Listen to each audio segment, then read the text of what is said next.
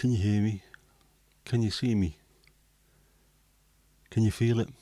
Can you feel it? Can you feel it? It looks like the chat has already been busy in my absence. Who have we got in there? Well, I can see Mandy and Kirsty straight away. Getting very busy. I don't know if Botrix was working pre-game, but I don't know. Don't know if you're getting points for that or not. You might have just been talking for no reason. Lizzie, hello. How are you doing? You all right? Yeah. Anyone? Can you hear me?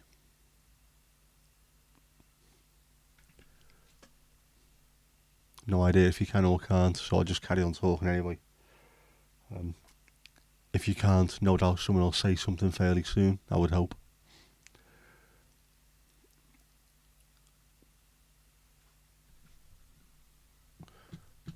Why is my chat not working?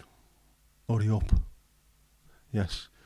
Just got done with Strictly. Brilliant, and you can hear loud and clear. Brilliant, Lizzie. Cheers for that. Sunday, Strictly. Did Angela Rippon win? Apparently that's a thing, isn't it? Well, it's only a thing if we talk about football. But, yeah, Strictly, not something I can watch. There's a few things on a Sunday that I can't possibly watch. Because they make my soul explode. Strictly being one of them. Although if it's the kind of thing you like, Sunday's the night for it, really, isn't it? Doesn't have to be intense drama or overly intelligent. You don't need to be watching Professor Brian Cox on astrophysics on a Sunday night. You can do that on a Wednesday or something when you've already had a long day in work.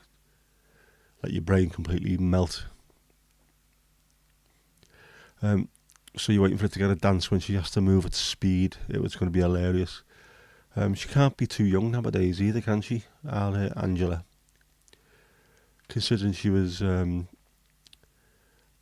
was the newsreader when I was but a sallow youth, when I was a child even. Hiya Mandy, you alright?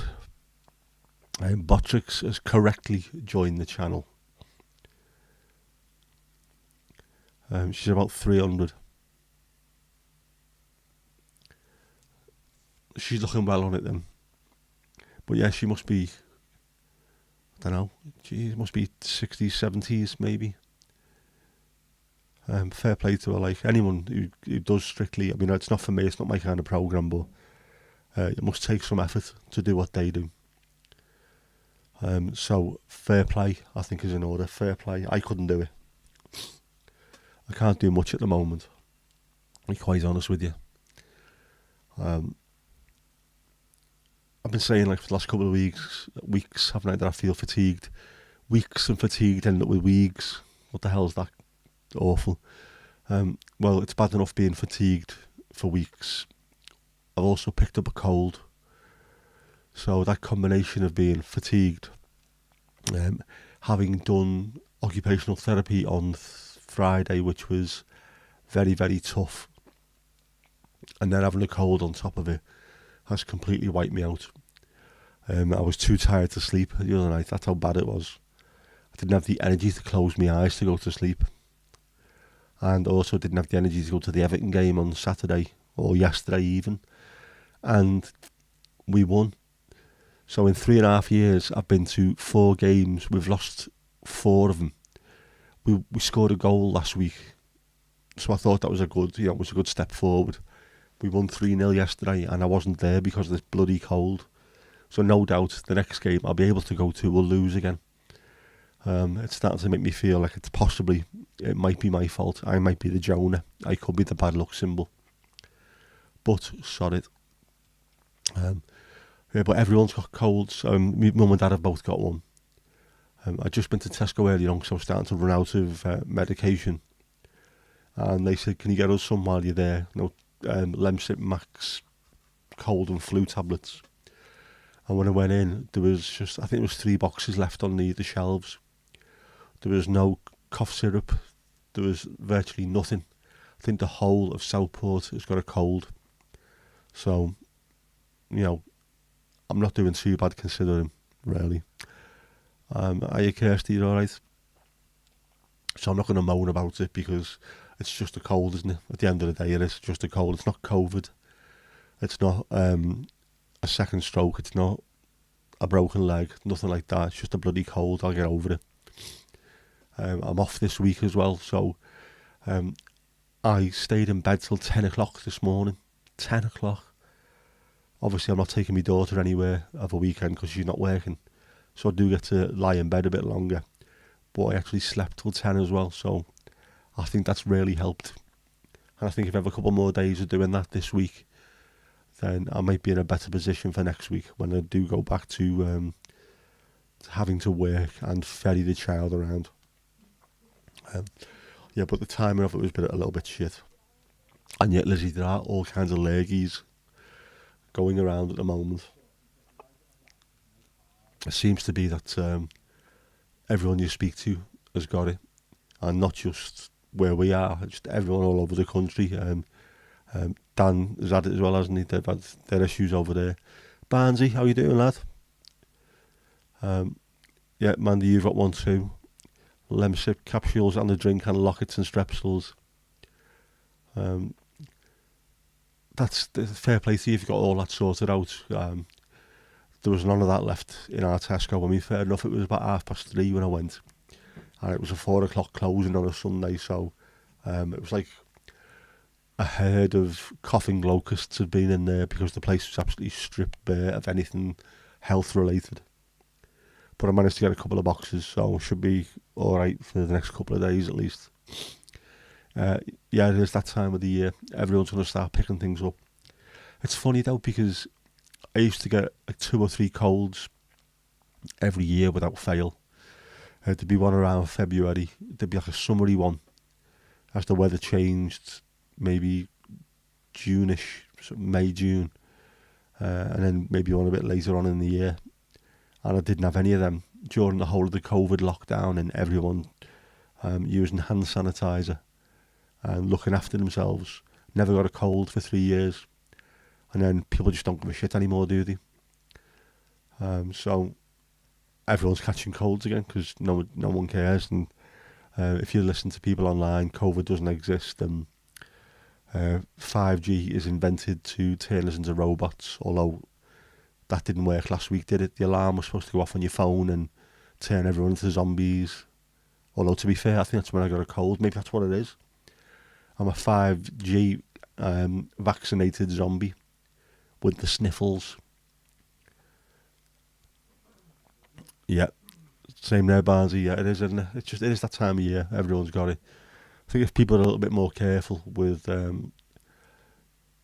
not licking door handles and things, we'd be a lot better off. You know, there's just no getting away from it, I suppose, especially if you live in a house full of people who've got it. So for me, it's the heating's on in the bedroom, loads of water, stay wrapped up warm, and try and eat plenty. But I need to get out as well. I went out for a walk earlier on, 21 degrees, so it was a lovely evening. But I had no energy in my legs. Still managed it though, 0.65 miles. Over half a mile walked at a very, very slow pace. I was overtaken by 3 slugs on the way, but I don't care, I done it. I need to keep on doing that because I'm just not doing anywhere near enough steps lately. And I'm sure it's having an effect on me. So yeah, need to do that. Also, I checked my blood pressure and it is up slightly.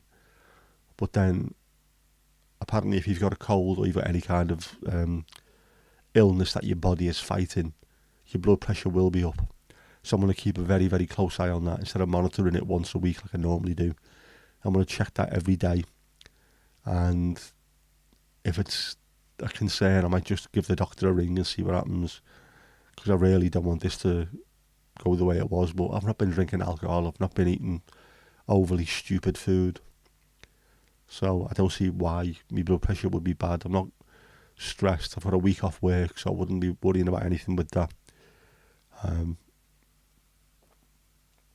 Yeah, hopefully it is just my body is fighting the cold, germs. Not spoken to the doctor yet. I only did my blood pressure about half an hour ago. Maybe I'll do it again later on tonight and just see whether or not it's around about the same ballpark figure. I think it should be, and if it is, it's not overly high or anything. It's not like I'm concerned about it's off the charts. It's just a little bit higher than normal, unusually a little bit higher than normal, because it's pretty much within the same bandwidth every time I take it. But I might ring the doctor tomorrow and just say, can you have either a quick conversation with me over the phone, or can I come in and see you, just to satisfy my own worried mind. So of course this is where this all came from, was blood pressure, and I certainly don't want to go back down that route. Yeah, well, I'm sure that's all it is. That's all it can be, really, isn't it? Yeah, better to be safe than sorry. You're right, Lizzie. Absolutely right.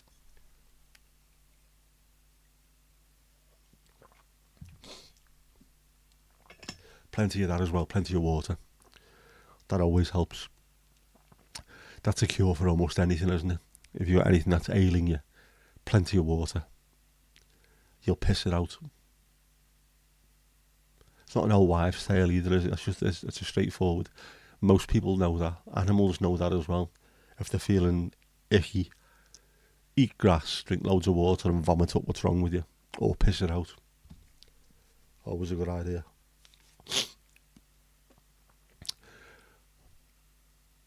Yeah, Bottricks, keep chatting. Points do make potatoes. Tea, I've drunk gallons of tea as well. I do that constantly. In work, I used to do it all the time.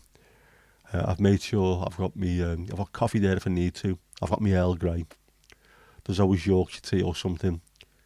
I've got green tea with lemon. I've got jasmine green tea, and I've got a ginger and honey infusion, which I might have later on, actually. That's always a really nice thing to have. And even if it goes cold, it's still really tasty. Twinings, of course. Yeah. Clears the tubes. The tubes need clearing, as you can probably tell. Yeah, gutted yesterday, missing the Everton game. Not only that, I bought myself that smock, a Boss looking smock. I mean, it does look Boss. It's on the thumbnail for this live stream. I thought, that's going to look Boss. It's proper good footy attire. And then I wasn't able to go. And then when I seen the pictures from around Goodison yesterday, there's a couple of people I follow on Twitter and things like that who take pictures of Everton games, not inside the ground, well, not inside the ground as well, but not of the football going on. It's all about the interactions of the fans and what have you. It's absolutely lovely. I've bought a fanzine by one of the lads, and it's an absolute work of art. Just these pictures that he keeps taking around the stadium, and everyone was wearing shorts. I know it's been warm the last couple of days. I mean, 21 degrees at about 7:30 tonight is ridiculous. But there I've got my Boss smock, and it's red hot.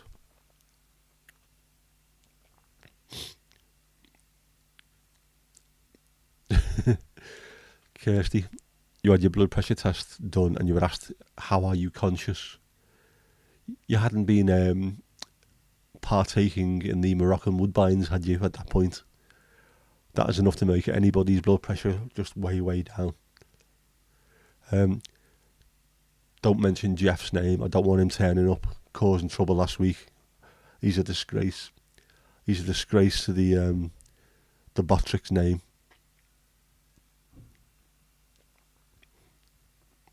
There you go. Was it a weed test? Lizzie, you always get super low blood pressure. I did get that while I was in hospital for a while. And one of the nurses, or was it the nurse or one of the doctors, said to me, have you got any idea why that is? I said, well, for a start, I'm the patient. You're the healthcare professional. You tell me. But secondly, yes, I can tell you why it is. I've had no fast food, no alcohol. I'm eating 3 square meals a day. I'm not stressed out. Well, I was not stressed. I was in hospital, not a good place to be, but not in a stressed place. And you keep giving me these tablets to lower my blood pressure to the point where now I'm like a floppy sack of shite. Stop giving me them. and they did for a week or two, and it went to normal. But it's weird that your blood pressure is a weird thing. Why it can just swing, not a huge amount, but either end you could end up being in serious trouble. Why can't it just be normal? Mind you, it wouldn't be, would it? It just couldn't be normal. Not for any of us. Right. So it wasn't the smoke that did it. Must be something else. What else could it be? Wonder what causes it. Obviously I know what causes high blood pressure. I was told all about that. Salt, alcohol, stress, pressure. Yours low because your head's, you know, the older I get, the more I realise the body it's an immense work of art. It's incredible. The evolution is just off the scale to make us the way we are. Being able to do that, the opposable thumb, and being able to grab is absolutely insane. That has allowed us to do so much more than any other animal on the planet. But we are on a knife edge constantly with our health, whether it's blood pressure, whether it's the heart, which is constantly racing to keep us going, whether it's your brain because it's permanently trying to keep you upright, looking at everything that's going on around you. It never stops. Being human's exhausting, isn't it? I do sometimes look at the animal kingdom and think, you've got it right. I mean, lions have definitely got it right, haven't they? Male lions especially. Sleep for 23 hours a day. And then they wake up, and as they yawn, they look around, and they're scanning everywhere to think, right, what's that? Can I eat it? Can I fight it? Can I fuck it? And that's all they do. And then they send the girls out to hunt and then just steal it off them. And then occasionally they get a bit randy, and that's it. That's their life. Isn't that the right thing to do? Be stress-free. Be chilled. Don't be arsing around trying to work out what quarks are and whether a black hole at the centre of the galaxy is causing people being taller. I don't know. Us lunatic humans, though, constantly trying to find out the answers to everything. Just chill and enjoy what we've got. But yeah, I still like all that stuff as well. I want to know the ins and outs of a cat's arse. So, if there's something shining in the heavens, what is it? What's it going to do? Pretty much all males, yeah. I think Billy Connolly said it right. So they wake up and scratch themselves and play cards under a tree. That is pretty much it. Although saying that, Mandy, come on, without males there would be no females, and without females there'd be no males. So we are reliant on each other. We know that. We are a very, very simple. As males, we are a simple little part of the race. Overly simple at times. Which, if you watch the likes of reality TV, Love Island or any shite like that, you'll see how simple they are. Throw them in a room with some lovely ladies and just watch how simplistic men can be. But then we can also pilot space shuttles, so, you know, yin yang and all that thing.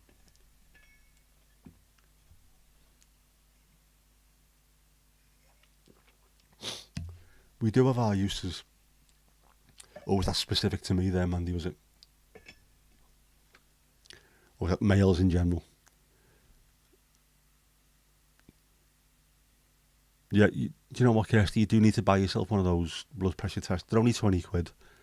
They can make so much of a difference just by getting you to the point where you can speak to your doctor before something bad happens, because I know we had that machine in the house and I never used it. If I did, I would have seen the doctor. I could have took medication. I could have changed my lifestyle. And I'd still be able to play guitar and play on my PlayStation. Mind you, if I did that, I wouldn't be talking to you lot now, would I? So, you know, schwings and indeed roundabouts. Mandy has levelled up. See all that? That was it. You've invoked Jeff, haven't you? That is such bad cheating, that Mandy. That's going behind Botrix's back with Jeff. I hope you're happy with yourself. Yeah, level 11 does exist. Ewan, how you doing, mate? How's things? I've got more jelly beans in the car for you and Jess, by the way, one each. There you go, Kirsty. Yep, I have them. I have the beans. We have the beans. They are in the car. I bought some other bits and pieces, and as I was in the general vicinity, I thought I'm going to get the jelly beans as well. What did I buy? I bought something else for myself, didn't I? Oh, I always eat Grays. They are fit. The cocoa and orange ones. The peanut butter ones are great as well, as are the cherry Bakewell ones. I think the blueberry and lemon are my favourite though. Now, I'm not sponsored by Grays, but if there's anyone from Grays watching, if you want to send me a few boxes, I'll more than happily haul myself out for you. They are fantastic things. And healthy as well. But, of course, I'm all about balance and yin-yang and all that shooting match. So, I bought the healthy stuff. And then I bought crunchies, because who doesn't like crunchies?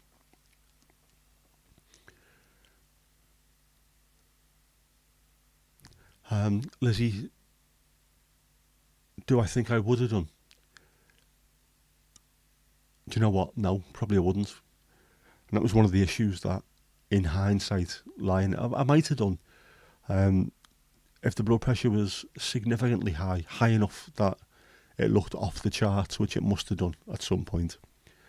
I know with the ale, I was always thinking, well, I'm not drinking like bottles of vodka or bottles of whiskey every day like some of the people in the pub used to do. I was drinking wine, but I wasn't getting falling over drunk, which in itself is a problem. If you can drink that much wine and still act fairly compos mentis and everything seems fine, then you've got an issue, which I obviously did. Yeah, so maybe I needed that warning. You might be right there, Lizzie. I might have just needed that warning to say, in future, if there is something physical or mental that has caused you problems, you now have the history to remind you, don't piss about with it. Go and see a doctor. Take every warning seriously, because you might only get one. The next one might not be a warning. It might be your final goodbye. You know what I mean? You're a long time looking at the lid. See the doctor instead. Chocolate orange flavour is an abomination. Chocolate mint rules. No, chocolate mint does rule, but chocolate and orange is absolutely fantastic. Ewan's got a point there. You can't eat a chocolate orange in the same amount as a normal chocolate, but what you can do, if you get the giant Cadbury's buttons, which come in normal dairy milk, dark milk, which are absolutely incredible, by the way. It's like half dairy milk and half dark chocolate, but mixed together, it's such a gorgeous taste. They do mint ones and they do orange ones, and the orange ones are gorgeous because they're only thin buttons, so you need quite a few of them, but you can't get them all in one big clump and have a go, because it's over the top. But they are nice. Those dark milk buttons are the absolute shit, though. It's a chocolate for grown-ups. Oh, man. Tasty. Barnsley's thinking about crunchies. Again, I'm not sponsored by any confectionery companies, but get in touch, man. See, this is the reach I've got for you here now. For everyone talking about chocolate oranges and crunchies and shit. They should just get in contact. Cadbury's especially, you minted. Well, obviously you minted. Mint Aeroed. Spread the love, man. And we'll spread the chocolate. Yeah, Lizzie, we do need to kick up the arse. Now, the kick up the arse should be like a family member saying to you, no, I've had illness in the past, you don't want to go down that route. That should be enough.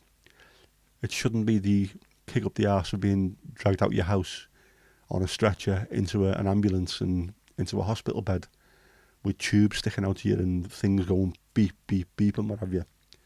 That's taking it too far. This is why I'm hoping that with some of the videos that I do, it's a reminder to people. I suffered. Please don't let yourself suffer. But also, I did suffer, and now look at me. I'm able to get out and about and piss about. And I 3 walks today, really, haven't I? I've been sauntering around the house trying to find a charger cable for me smartwatch, and I can't find it anywhere. So I've been up and down like an absolute knob looking for that. Then I went to Tesco and did my little wander around there. Kept bumping into the same people I always do. Strange, no matter what time of the week I go in there or what time of the day, I still bump into the same people. Then I did me walk around the house and round the streets around here. So I've done all right. I've hit me targets.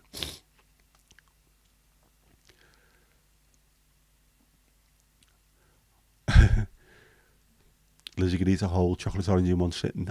You probably could, but I don't think many people could eat one like a normal orange. Take a big chunk out of it.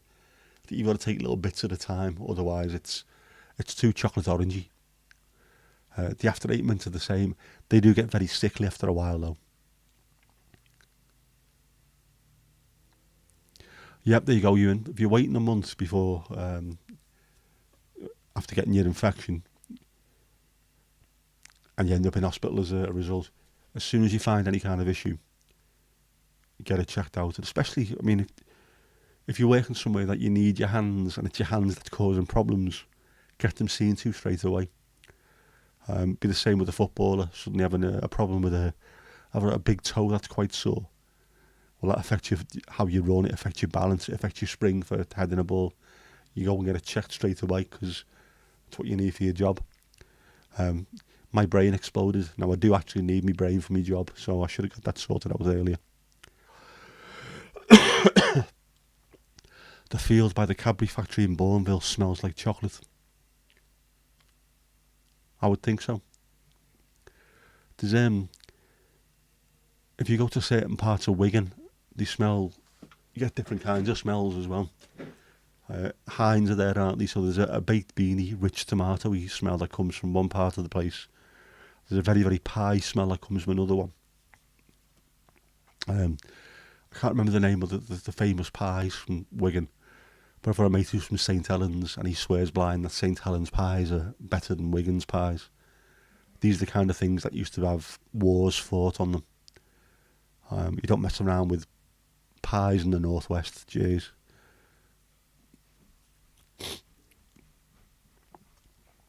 Orange flavour ice cream is not nice. That sounds disgusting. Orange flavour sorbet and ice lollies, definitely I understand that, but I can't imagine the ice cream. Yep. Lessons learned, Ewan, lessons learned. That's part of growing up. And this growing up happens, well, it took me till I was 49 to learn a particular life lesson. So, I think my dad's 71. He's still learning lessons. Everyone needs to learn them as quickly as possible and as many as possible. Right, Lizzie, you went to the Cadbury factory when you were a teenager and it was like walking into heaven. You mean it's full of gay men dancing to dance music, that Al Murray, that kind of dance music, or is that a different thing altogether? Heaven's a gay bar in London, isn't it, or a gay nightclub? The pie eaters, yes, absolutely. But there is that huge argument between. I know loads of people in St Helens because we used to have a building there, and I've got a few mates in Wigan, and they are both adamant that the best pies in the world come from their own little part of the country. So being a big large loaf, as my mum calls it, if I go to St Helens or Wigan, I will get a pie from each, and they both taste fantastic, and I will continue to do so. But actually, I probably could do now, couldn't I? Because they're not as unhealthy for me as they would have been while I was misbehaving with other shite as well. Burton-upon-Trent smells like Marmite. It will do because it's brewer's yeast, isn't it? And of course, most of the beer in the UK is brewed within that particular area. Burton-upon-Trent, Burton Albion Football Club, the nickname is the Brewers. because of obviously that reason. I know Carlin's made there now, isn't it? But years gone by, there was lots of like proper real ale bitters and stuff were made there, and it will smell like Marmite. I watched. This is how stupid and how boring I am. I watched a lot of narrowboat videos. There's loads on YouTube, but there's loads on Amazon Prime and things like that. And cruising the cut and things like that. And whenever they go near Burton, I think that might be. It's not far away from the Mersey Canal, one of the Mersey canals.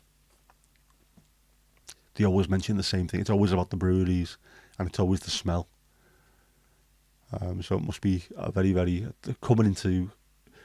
You could take a narrowboater, blindfold them, and just drive them into the middle of nowhere and say, right, guess where we are? And within the space of 10 minutes to go sniff, sniff, sniff, Marmite, Marmite. We are near Burton. It's so obvious.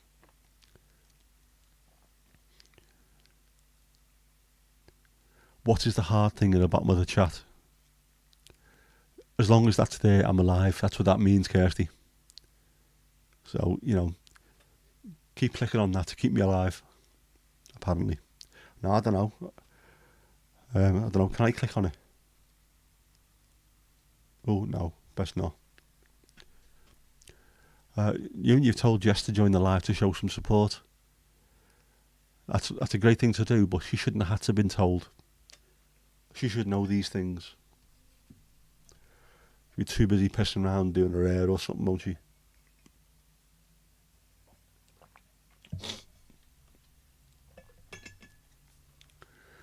That's what my daughter does. She does her hair. She went to see 5 Seconds of Summer last week as well, which is an Antipodean sort of. I don't know if they're a boy band or not, but they're a boy band who play their own instruments, so they're a couple of levels above a boy band. But she went to see them. I thought it was in Liverpool, but it was in Manchester. She went with her mum and one of her mates. So she was buzzing off that. Hopefully the next gig will be with me. We're going to watch Noel Gallagher in Liverpool. And I'm pissed off with that as well because the arena it's got blue badge parking, but it's not free. Again, it doesn't bother me in the slightest. I'm quite happy to pay, but so blue badge, it's for people who really need the help. Why are you charging? Yeah, they are pretty much a boy band, I suppose, yeah. But with having the blue badge, I can also park near our work, so I'm not arsed. We'll park there and walk over. Have a nice little chill. Mine's not a heart, it's a smiley face. No, it's not. Yours is a wavy. It come up as a wavy hand there. Oh no. Oh, there's all kinds happening now. There's 100s and smiley faces. Jealous of that one, Ewan? Sorry, mate. Do you know what? I should have bought 3 tickets, really, shouldn't I? I panicked and just got one for me in there, but I should have got 3. I'm going to keep an eye out for the Liam Gallagher tour as well, but I think that one's going to be a stadium tour, so I can imagine it being hugely expensive, unfortunately. Yeah, exactly, Bardi. How is it not free? It should be free. Again, it wouldn't bother me in the slightest. Doesn't bother me about paying, but the whole point of the blue badges is to get people closer to the venue because they can't walk from somewhere where they are going to pay. But it's, I suppose, like everything else, it does tell you in the paperwork that you get with your blue badge. If it's council parking, you're okay parking for free. If it's a private place, they can still charge you. So I think the arena is classed as private. It's owned by a private landlord, so they can charge if they want to, but it's still shit. Again, I'm quite lucky that I'm able to walk, and I'd be happy parking near our work because it'll give us an opportunity to get out the place and get away from all the lunacy and all the traffic, just far enough away that I can then zoom out and get home. I don't mind where we work. Barnsley's levelled up as well, brilliant. Bottrix is being okay. Jeff on the other hand is an absolute tit. We don't like Jeff. Don't trust Jeff.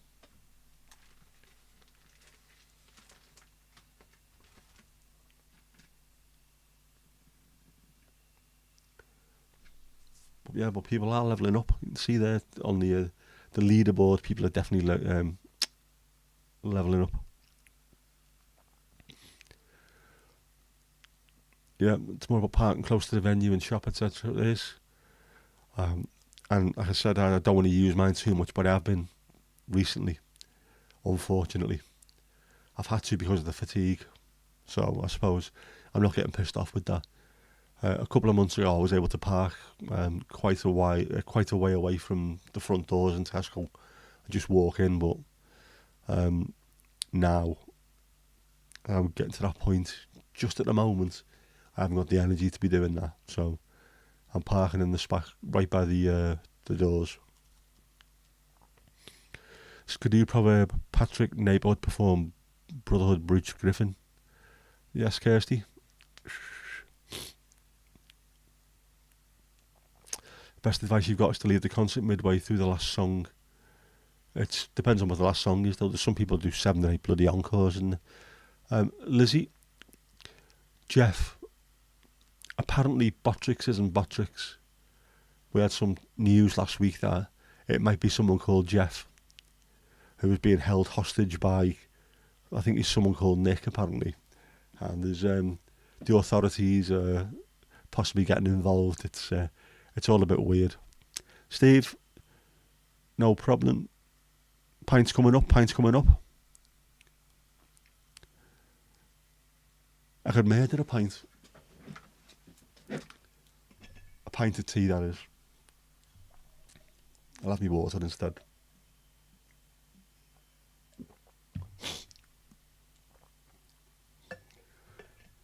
Damn, postcode native Jacobson, native Baronet Very.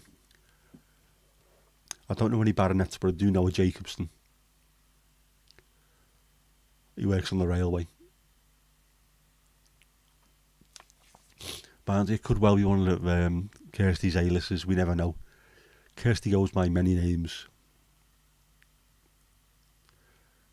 Vim wasn't involved in this one, not with Jeff.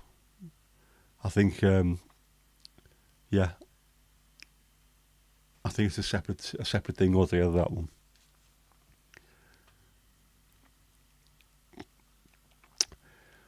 Yep, Steve, great win yesterday. Unfortunately, I did miss it because I've got a cold, which on top of the fatigue and the therapy that I had on Friday meant that I was absolutely wiped out to the point I couldn't even do anything. The whole of Saturday was spent just sellotaped to the sofa, feeling sorry for myself. It was just awful, but it was a very, very strange thing being able to watch Match of the Day for a change, because the afterbirth didn't play until today, and we won, so it was fantastic. Rabbit charges. I don't know, do rabbits have charges? I know some rabbits do, don't they? Or did he come with batteries? Oh.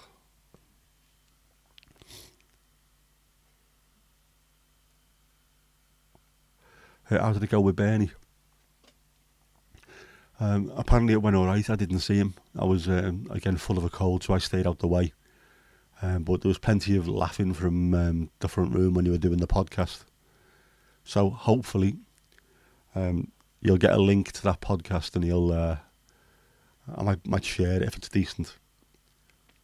There's another strange one, funnily enough.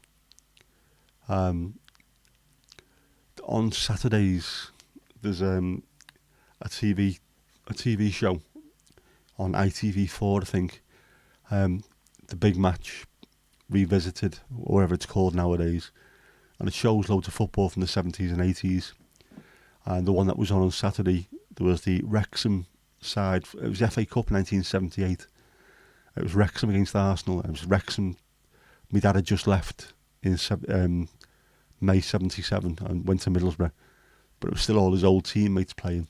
And then the next game was Middlesbrough against Leyton Orient. And my dad played in that game. So, because they seem to be around 77 to 82, there's loads of my dad on there all the time. It's strange seeing him.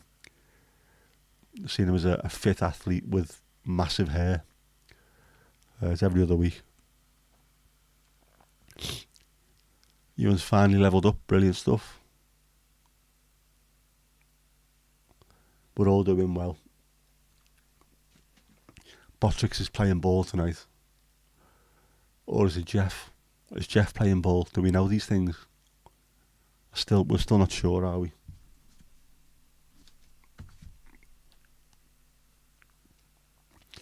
Yeah, Butter had a great win against the enemy. I enjoyed that. I watched that one. I really did enjoy that one. Wasn't expected either. Good game. It is strange. I think I said this on the last stream, didn't I? In Newcastle and Sunderland, they don't consider Middlesbrough to be North East. Because Middlesbrough's in North Yorkshire, they don't consider it at all to be North East. Well, Middlesbrough is further north than Liverpool, Manchester, Preston, Blackburn, and all of those be considered to be North West. So it's further north and it's on the East Coast. It is North East. Whether the Geordies and the Mackhams agree or not, it is the North East. So sod them.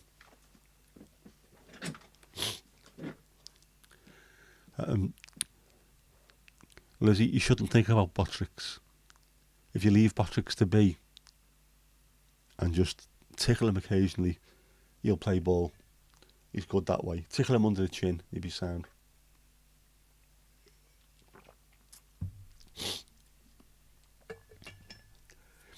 Lizzie, yeah, why don't they see it as the North East? It's because people in Newcastle, especially, are weird. Very, very insecure people. And I know quite a few of them because, again, I've spent time up there with our work. Lots of friends in the area. It's a very, very insecure place. Newcastle want to be the only place in the North East, despite the fact that Sunderland is literally next door. There's 7 miles between the two cities, and Middlesbrough's just another 30 or 40 down the road. But it's purely that insecurity. Liverpool's the same. Liverpool Football Club's the same. That's just that strange thing where they always have to be the centre of everything. Just chill. You're doing all right. Relax. Let someone else get the headlines. Has to be about them. Newcastle's the same. So the fact that Middlesbrough, it can't be the North East. It's only Newcastle. I'll piss off. It's not. There's an issue as well between Newcastle and Everton, which is definitely more from their side of things than ours, but it's there's some very strange shit goes on social media whenever we play each other. Ewan, no worries, mate. Nice to see you. Make sure you uncharge your phone. Catch you later.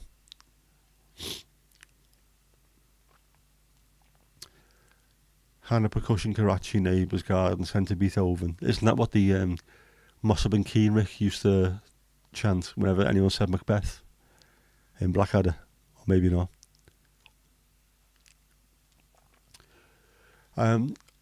Lizzie, what am I thinking about the whole HS2 thing? It should never have been in place in the first place.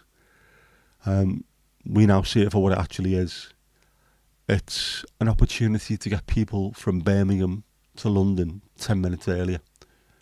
It's so Birmingham can be the furthest outskirts of London for commuters, and it's ridiculous. The amount of money that's been spent on the thing, just spend it where it needs to be spent. The north needs to have, the whole of the Liverpool to Hull and everywhere in between needs to have proper infrastructure.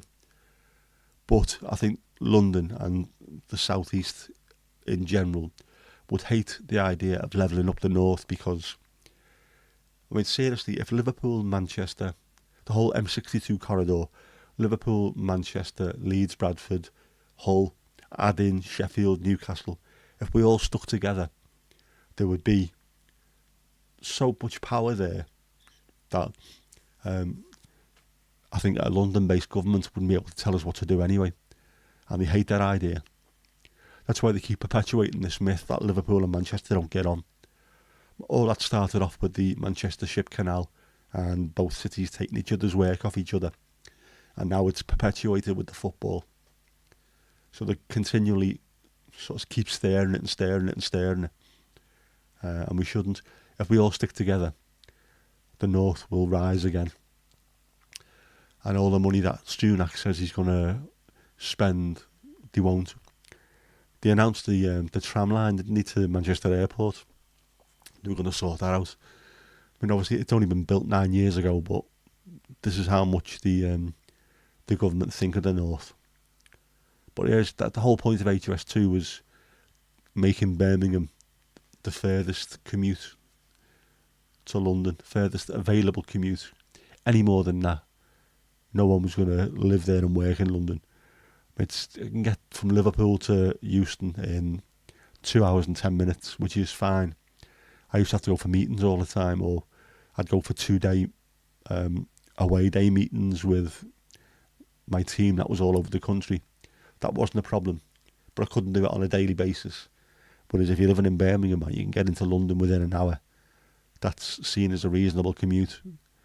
I'm sure that's the idea why they did it.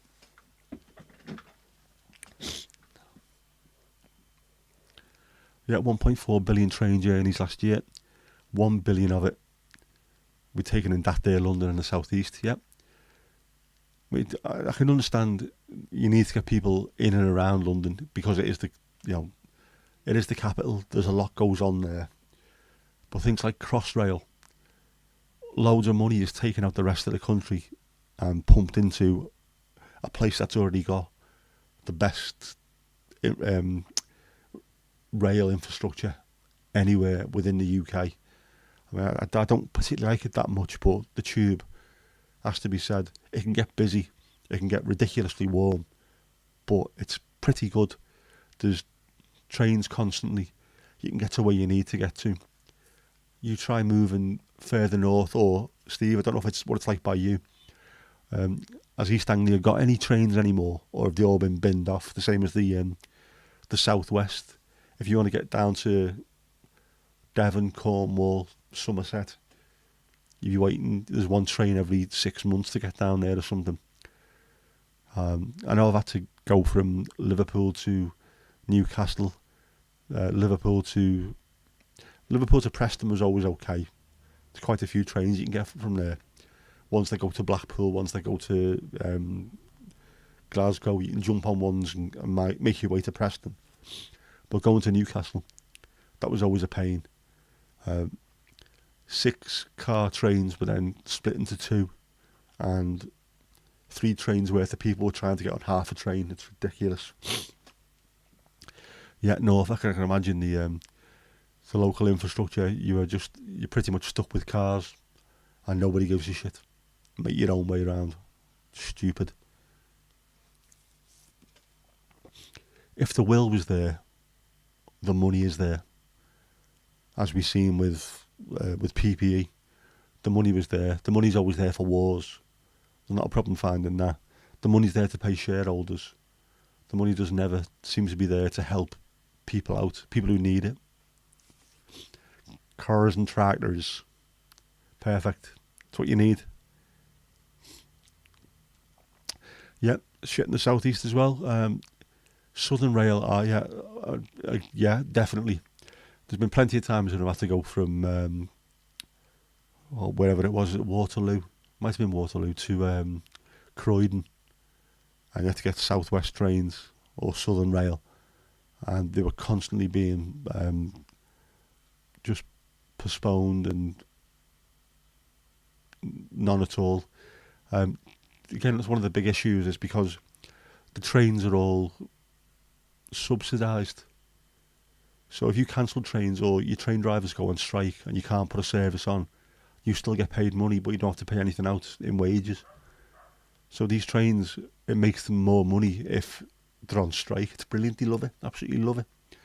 And most of them are owned by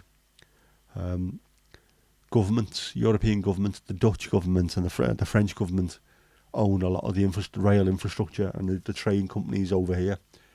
So money is being taken out and put back into their systems to make their systems better. Because apparently that's what is the best thing to do.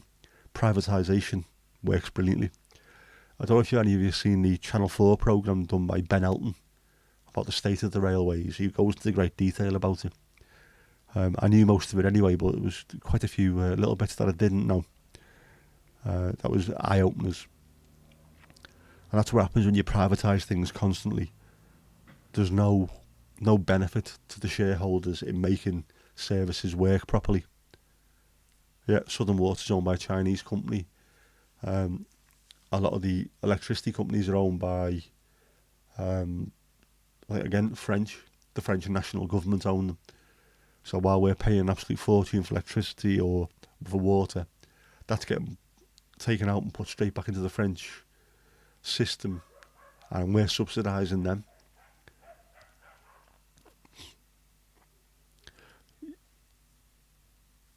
Yeah, there you go. Going from Hull to London, it was cheaper to fly from Hull to Germany and then Germany to London than to get a return rail ticket. Yeah, I think I've seen that one. There's another one about Leeds to Bristol, which again doesn't seem to be that far. And the lad who's on there flew to Dublin, had a day out in Dublin, and then flew to Bristol, and it was still cheaper. And while he was in Dublin, he ate. He went on a tour of the Guinness factory and his 3 pints of Guinness, went to an art gallery, had a proper day out in Dublin, and it was still cheaper. 2 flights, got to Bristol, and that was cheaper than a train there. The CO2, the emissions would have been through the roof compared to a rail. But again, they don't give a shit about stuff like that. They honestly don't care. The planet can go and burn. At some point, one of these banks who only care about money, one of their buildings will get flooded with seawater because sea levels have risen so much, and someone then will suddenly realise and think, oh, hang on, all our money is worthless. But yeah, we're too late. People are dying. Fucking idiots. Shareholders should not be involved when you have utilities, whether it's water, electricity, gas, or trains, or health, all the stuff that you need as a society to function. There should be no shareholders involved at all. Stakeholders, yes. Shareholders, no. Now, when they talk about the NHS and getting outsourcing, the only way I think you can make outsourcing work within the NHS is if it's purely for administration. If doing paperwork means someone else has got more time freed up to do more patient-centric stuff, fine. But it doesn't always work. I know HMRC outsourced some of the tax credit work to a company called Concentrix, and they did not do a particularly good job because they were paid based on how much money they saved the Exchequer. So what's the best way of saving money for the Exchequer? Cancelled everybody's claims for absolutely no reason whatsoever. And they go, well, look, we've saved you X amount of money, and the Treasury, oh, this is fantastic. Then the appeals started coming in, and every single case got overturned because every single case was absolute bullshit. And at some point, the people upstairs suddenly realised this isn't right. We've made a huge error. They were mentioned in Parliament. It was brought up about this has been a fuck up of monumental proportions. So normal staff had to then go in and fix absolutely everything. Again, I'm sure if you have a look, Google it, it'll be on there, the exact details as to what went on. But that should have been proof that you don't outsource people's details, their national insurance numbers, bank details, all the disability details and whatever. you can't be doing stuff like that, because if you make a cock up of it, people need this money to survive. And if it takes them months to get appeals done, they're knackered. So it's been shown that outsourcing doesn't work that way. They'll still continue to do it, and it'll cock up, and then they'll fix it and go, we won't do that again. And in 10 years' time, some other little dickhead will come through wearing a Matalan suit. And the Conservative Member of Parliament for some little shitty place. I think we should outsource this, and then they'll have forgotten about it. And it'll carry on and carry on and carry on. It'll be the same all the time. No one ever learns. Critical infrastructure is critical.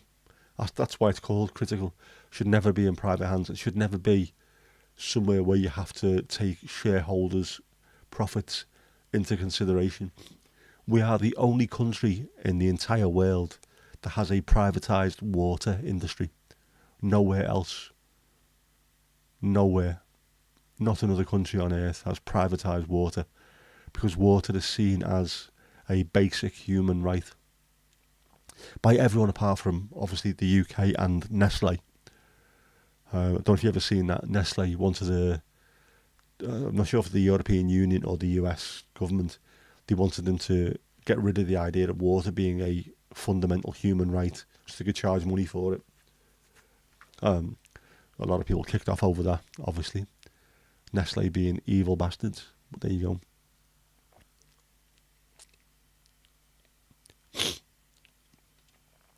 Yep, cheaper to travel to Germany and back than going to Scotland and back. I remember, like I say, I used to have plenty of meetings in London, that London down there, because my team was all over the country. There's people in Ipswich, Brighton, Liverpool, Manchester, London, and London was one of the easiest places to get to, so we used to have meetings there. And we worked out it would have been so much cheaper for all of us, and quicker for some, if we'd have all got an EasyJet to Barcelona, had the meeting there, and then flew back to wherever we were all living. I think the train from Liverpool to Euston return was 285 quid, if I remember rightly. That stuck in my mind. Get a return flight to Barcelona for about 45 quid. And there was people, again, London to Barcelona was the same. Loads of regional airports as well. Everyone would just fly over, have your meeting, it would have saved an absolute fortune for it. No, you have to go and do it this way. Trains are ridiculous. It's cheaper to just go and buy a car, a shitty little second-hand car, go up Facebook Marketplace, buy a little shit box, drive it down to London, and then when you get there, scrap it and buy another one and drive home. It's cheaper. Nestle, evil company. Yeah, African and South American countries telling mothers that breastfeeding is harmful and push the baby milk powder onto them even though it's shite. Yeah, they're an evil company, and it's all about maximising profits. One of the problems that you have with these big companies as well is, if you have a look at the United States, I don't know what the name for it is, but they've done a thing where, according to like law, a company has the same rights as a human. So you can't say, well, a human's rights take priority over the company, because now they're equal. So you can get done for, it'll come to me, but yeah, companies have got human rights, or the same level of rights as a human being does. So you've got things like, they wanted school meals or food served in school cafeterias to be more healthy. So there had to be so many options for them to be able to be put on the menu. Had to be so many vegetables involved. And certain companies lobbied the government and ministers, or whatever they call them over there. And now pizzas in high school cafeterias are legally classed as a fruit or as a vegetable. It's a fucking pizza. It's not healthy. I mean, it's tasty. You can't eat them constantly, otherwise your arteries will turn to marble. But yeah, they've lobbied to get it classed as fruit and veg, bleeding pizza. So when you're dealing with companies like that who have got absolutely no morals, no scruples, and then you've got ministers over here or senators over there who are willing to take the money to just change laws for them and bend over backwards for them. Yeah, it's got pineapple on it. Pineapple's a fruit. Tomato is on it. Tomato is a fruit. All this stuff was taken into account, and then people go, no, but it's pizza. It's not healthy food. We're trying to get the kids to eat something healthy. Yep, fine. Potato, it's a vegetable. Yeah, so fries is also. No, it's not how it works. It's also one of the reasons why I hate Coca-Cola. I've said this before, and I forgot to put the link in the RDA chat, but I will do. Mark Thomas did a thing on Dispatches on Channel 4 years and years ago about the evils of Coca-Cola as a company. Not just as the fact that it's an evil drink, but it's bad for you. But we're going over to India where you've got subsistence farmers. They don't sell the stuff. They live off what they farm. They might trade it with people for stuff that they need as well, for medicines and things, but they actually live on what they farm. And Coca-Cola were getting all the water out of the water table, so these people were just starving to death just so they could make Coke. Proper evil company. There's a few things we're doing. 6 and 7 year old kids in South America working in sugarcane plantations, despite the fact that they shouldn't be. Colombian bottle plants workers who are members of a union. Coca-Cola turned a blind eye while armed militia came in and assassinated them and then helped them clean up afterwards. Evil bastard corporations. Oh, guess who this is? Guess who this is? Esther Ranson. Jeff, you are an absolute knob. I hate Jeff. Don't call the police, he's a tit. Jeff is one pure bad tit, lad. The Coast Guard. What's the Coast Guard going to do? No. Don't try and butter me up by saying I've been levelled up. If anyone sees Jeff, give him a slap. He deserves it. Absolute bell.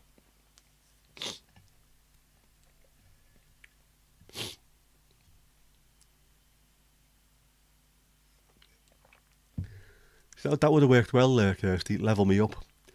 But I think Mandy's actually got in there and improved it by Jeff me up.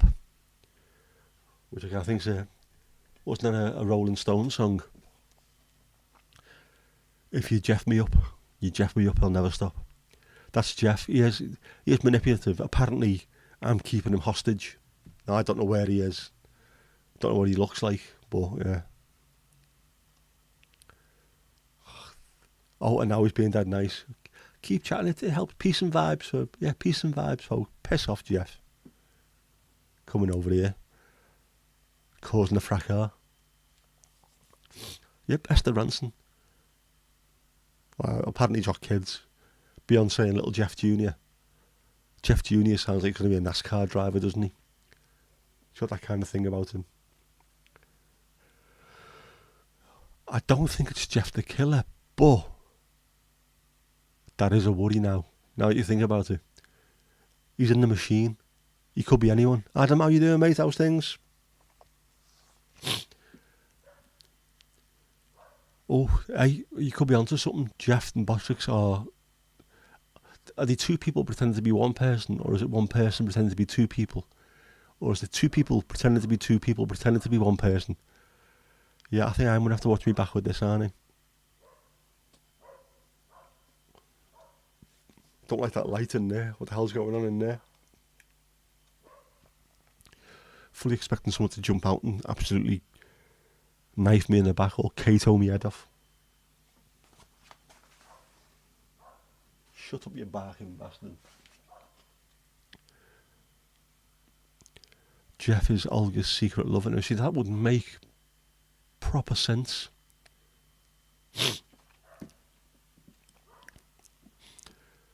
Adam, should we go back to serious vids or instead of joking audio, as the serious vids were getting better views. The one thing that you will always see from the YouTube gurus is try stuff and see what works best. And if you were getting more views with the serious vids, do them. Or mix them both up. Do the less serious ones as shorts and just keep an eye on it and see if things improve from there. See if you get more views either way. Here's a dirty barking bastard. A thirsty, dirty barking bastard. How doe ik? Hoe gaat het? That was a thirsty barking bastard.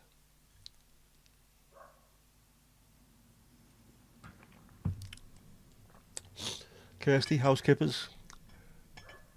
Casper, how you doing, mate? You're using an ancient phone. Please tell me it's a Nokia 3310. I love Nokia 3310s. I once got a cover on my Nokia 3310. It wasn't to protect the phone, it was to protect the floor if I ever dropped it. Bloody hell, I'm getting 50 to 80 views a day on the coffee roasting video. They're good numbers then, mate. Especially if it's 8 months ago. That's the sign of a good video. So again, if you're looking at going through the metrics and everything, and that's the one that's doing all the business, just try and copy the same kind of what worked well with that. Whether it was the intro that kept people going, whether it was peaks and troughs and what have you. Saying that, I don't look at my metrics ever, apart from did anyone watch it? Did anyone view anything today? That's about it, really. Don't worry, you didn't miss much. Just me on my soapbox having a political rant, as normal. Yep. Licky Hushway. I have got a new old Nokia. You know when you had the re-release, the 3310. I bought one. I made sure I bought the newer version. I've kept it somewhere. It's one of those ones that you can charge and you can text on it, you can ring on it, but you can't really, you can't go on the internet on it really. But you can take it to a festival with you and the battery will last for about a week. So if you need to get phone calls and you haven't got a battery charger with you, take one of them. Licky Cushway, yep. There you go. That's how nicknames start, isn't it? The 4210, yes, I do believe that was a thing as well. I went through a stage where I had almost every Nokia that was ever released and every Sony Ericsson after that. What was the other one? There was another make that was I can't think what it was now. There was another make, HTC as well. Yeah, it was a Freudian slip indeed, Lizzie, by the sound of it, wasn't it? Slight worry about what's on my mind if that's the thing that's coming out. What did I mean, Lucky or Lizzie? Or no, you're lucky, Lizzie. Licky Cushway.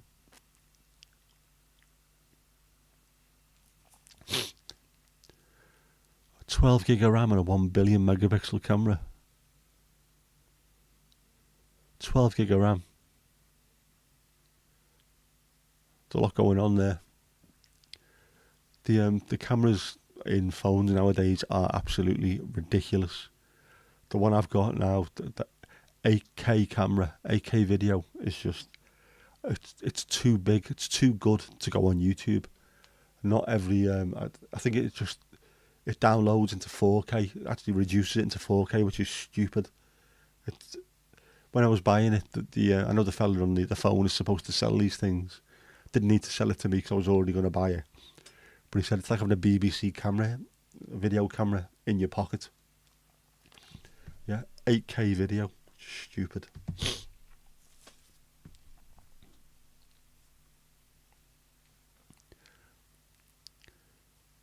Licky. Yeah, Barnsley right there. Mix it up, Adam. Don't tie yourself down to one thing.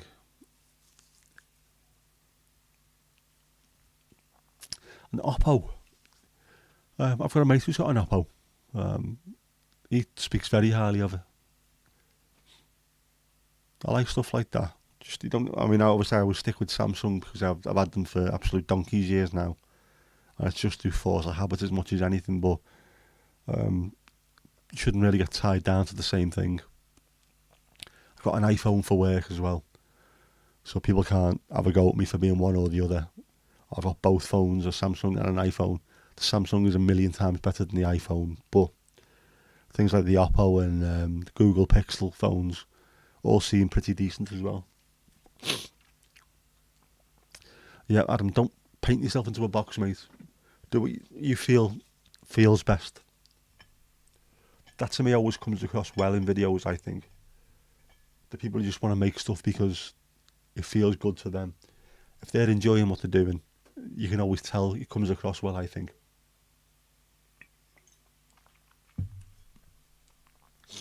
I did watch a good video the other day about the Mr. Beastification of YouTube, and it was some lad going absolutely apeshit about it. How every other video that's on there is just an identical copy. So this is bullshit. Everything's the same now.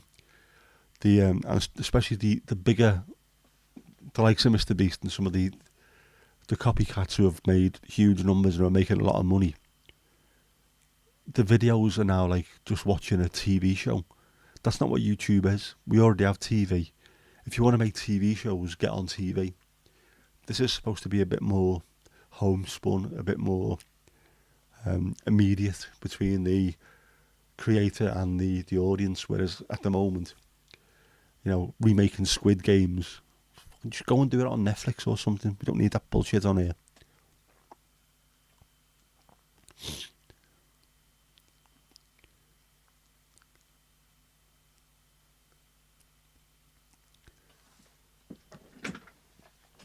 Yeah, Adam, that need for ideas for videos, that's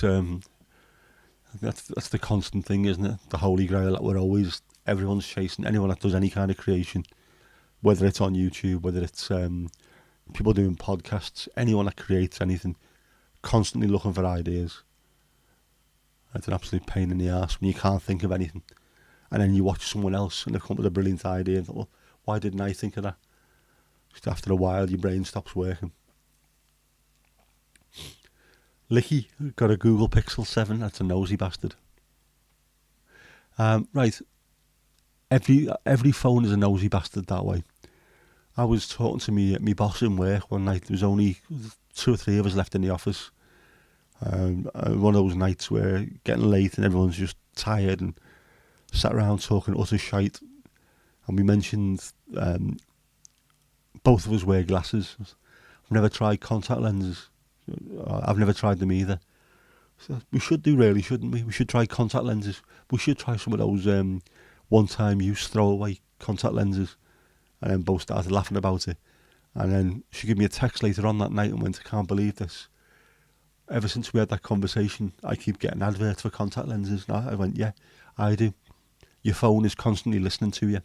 Anything you talk about, it will then suggest. It's well dodgy, man.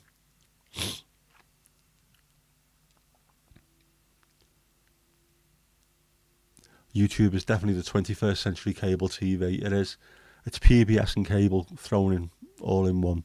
Anyone can do what they feel like, which is what pisses me off about people just trying to be the next Mr. Beast or work into a formula. Again, I watch loads of YouTube gurus telling you this is the way to grow your channel. When I've got a full-time job, I don't really want to grow this channel to the point where this is my full-time job. It'd be nice to be able to let it pay for itself, but I don't want to be constantly doing hours or tens of hours of prep into a video, and it's not going to be a job. It's stupid. And trying to get people to do the same thing constantly. Just let people do what they want. There's so many hundreds of millions of viewers. There'll be an audience out there for every single person. Don't all have to look identical. Stop Mr. Beasting everything.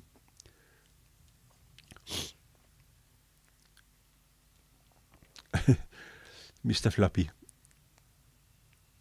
Isn't he the ice cream man? Yep, Steve, you won't use Alexa in the house. Very, very wise. I was having a conversation with someone about that as well, in work. Again, one of those late night, why do you have it? What's really handy? So, well, no, it's constantly listening to you. It's not always listening. So, all right, well, how do you turn it on? Well, I say Alexa, and it comes on.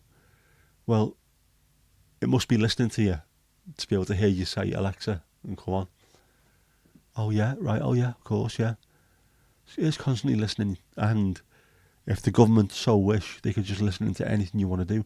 Now, I'm not going to go down that rabbit hole of being one of the cosmic scousers. 5G's frying your brain, lad. Know what I mean? The government. Rescind your consent to be governed. No, I'm not doing that. But they could, in theory, listen constantly to everything you're talking about. Not that they're going to get anything out of me, because I do just talk shite all day, and I do it live on air free of charge. So if you want to see what it is I think about things, it's on here.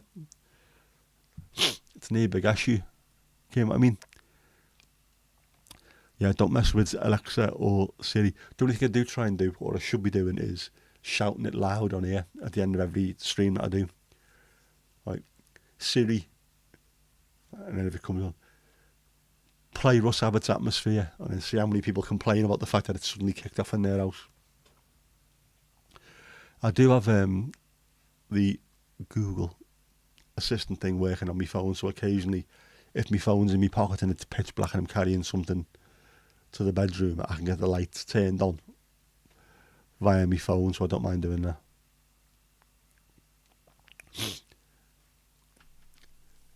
Adam's got 160 Yorkshire tea bags with Barnsley's name on it.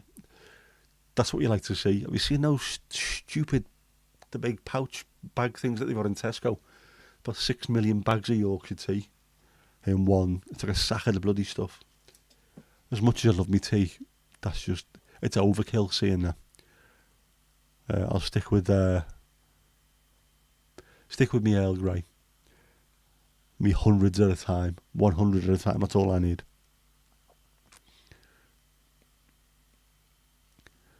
Microwaves can't melt ice cubes because the wavelength goes right through the ice. I did not know that. That's a cool fact. I haven't got my dad joke button, have I? In fact,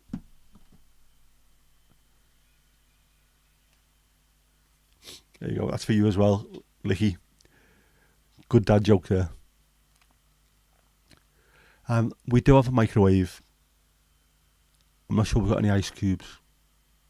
Nobody drinks anything that needs ice cubes in here. I don't think. I will check though. Yeah, Adam, I forgot I needed to order that, didn't I? Bergamotti geisha. Yes, I will order that as soon as I finished on here. I do love a nice little bit of bergamot. Very, very tasty. And all the people complaining about Earl Grey. Well, it tastes like perfume. What shit perfume do you wear that tastes like Earl Grey or smells like Earl Grey? Doesn't. It's a gently fragranced citric fragrance. That's all it is. Just people who are used to drinking PG tips who've got no other frame of reference. Kirsty has ice cubes and a microwave. Record it. This could be the start of your YouTube channel.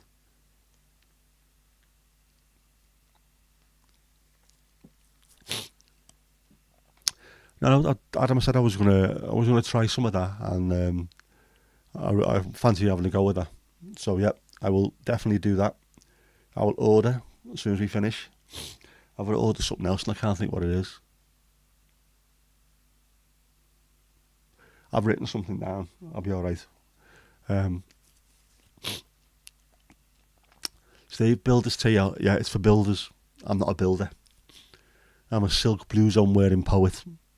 I can't do builder's tea. I have to have dolphin friendly Earl Grey with almond milk while I write my my latest epic. They haven't melted. This is science in action. Again, Professor Brian Cox, come on, mate. Come on the stream. Let's rap. Let's rap about it. About how things are going with the ice cubes. We're going to have every single person in the chat going away getting ice cubes. Someone's going to have to record this. The bottom is melted where the plate got hot. Well, of course it would do. It's not the microwaves that are melting the ice at that point. It's the plate at the bottom that got hot. It's the heat. So that makes perfect sense. You can melt ice in a microwave. It just takes a long time because the water molecules are locked together. So you don't get this kind of insight on other streams, do you? This is genuine science in action. Kittens don't melt. Yep. Kittens don't melt because kittens are too cool.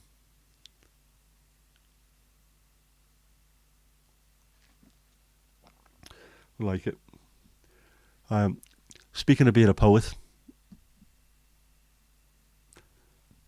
time for a Horace's haiku.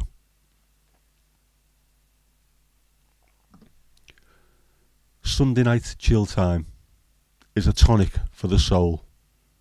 Shit, me tea's gone cold.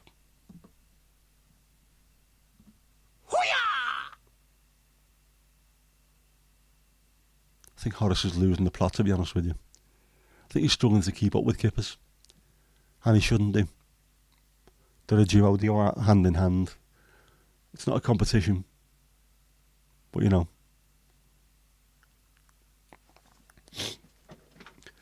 200 in a free mug and you've got a deal. Lube's negotiable. That is, you know, I think it's a very, very fair offer. That's like Backstreet Dragons then. I like that. Steve, it was emotional, wasn't it? Yeah, it had a week, lovely. It's just heartfelt, I thought, as well. From the depth of his soul. From the depth of his stuffing. What on earth is that? What's he doing there? You can find a list of users that supported the most. Can you? Open link in new tab and see what the bleeding hell that is, because I've got no idea. No, I don't want to leave there.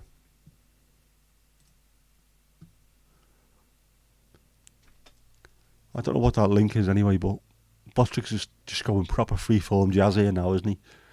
He's making up rules wherever he wants to. Just doing what he feels like.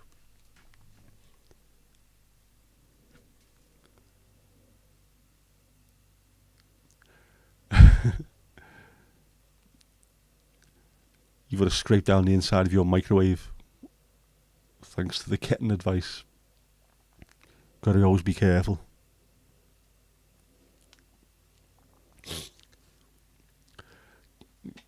Yeah, Kirsty on Hampstead Heath with a placard, don't microwave kittens. Be careful on Hampstead Heath anyway, you know. You don't want to bump into Kevin Spacey, do you?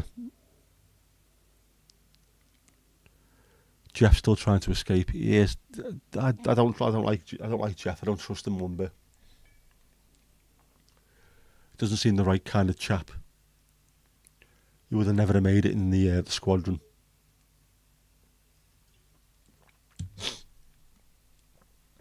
I watched the Dam Busters again last night because it was on, and if it's on, I had to watch it.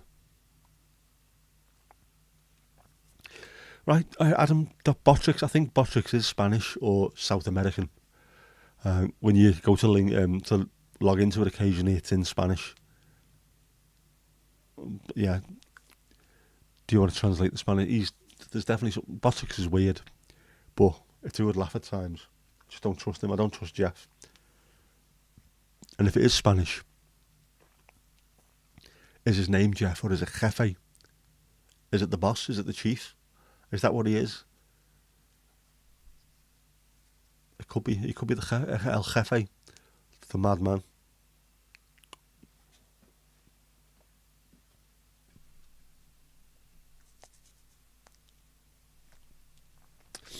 Steve, they did mention the dog's name, but the dog's name has been changed to Trigger, which is obviously quite rightly. You can't really be putting that particular name on a film that's on its 7:30 in the evening. Obviously not historically correct, but I watched a YouTube documentary afterwards as well about the squadron. It was a 617 squadron. And there was people in the comments on YouTube, because I think it was timed in with the release of the DVD of the film, and people going mad saying I wouldn't be buying it if they changed the name of the dog. So, well, you're not going to buy a DVD of the film that you apparently supposedly love because they wouldn't leave the name of the dog the way it was. Come on, lads. Well, it's not historically correct. Well, no, it isn't, but U571 wasn't historically correct. And yet people still seem to like that. There's very few films about history which are historically correct, and yet no one seems to give a shite. The Life of Brian wasn't necessarily historically correct, and yet I'll quite happily watch that all the time. Best Christmas film ever made. Anyone who says Die Hard can go and sod right off. It's The Life of Brian, end of story. Or Trading Places. So Guy Gibson will be turning in his grave in the Netherlands, of course.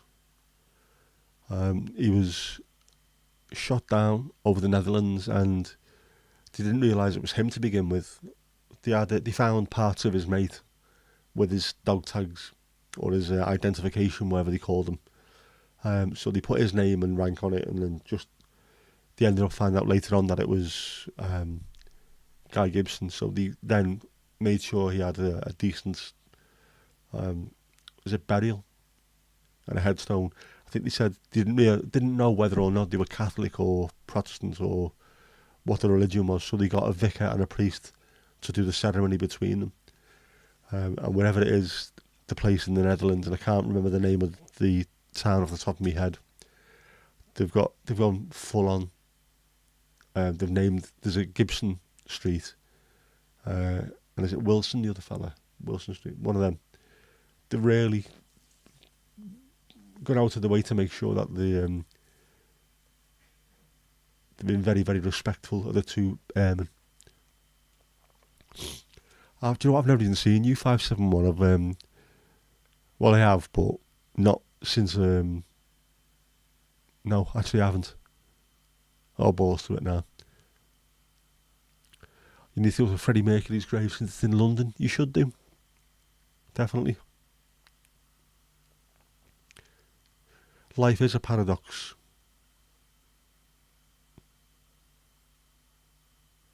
Life is definitely a paradox.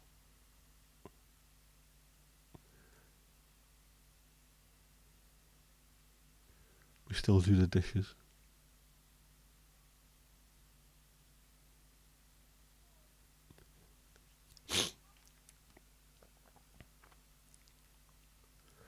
Steenbergen, that's the one, yeah. There's I think there's a Gibson Straat. Is it Wilson? I only read this yesterday as well, so I should know these things. But of course, obviously, my brain is absolutely bollocksed. But it's very, very respectful and thankful. Like I say, when we moved to the Netherlands in 1982, it's not that long after the Second World War had finished.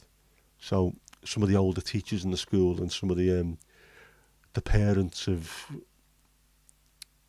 the schoolmates I had, they were kids during the Second World War, and they were always forever thankful to the Brits and for coming over and really getting stuck in and trying to help them out. So yeah, the Brits and the English, the Brits and the Dutch, there's a good camaraderie there. Yeah, stay American. There's a walk, isn't there, which is free of charge. You go on the Gibson Walk and it tells you this is where the plane crashed. There's a monument. Amazing, them people. I could never do any of that shite. Never claimed to be brave in that kind of way, but some of them are only kids as well. Very little flying experience. Virtually no flying experience at night, dropping bombs from very, very low, and they still all volunteer to go and do it. Fair play. It takes a different kind of a different kind of man, I think, to do that kind of stuff. Either that or you've got to be exceptionally bored. Nothing to do. I'll tell you what, give us the keys, I'll go and fly that Lancaster bomber over there.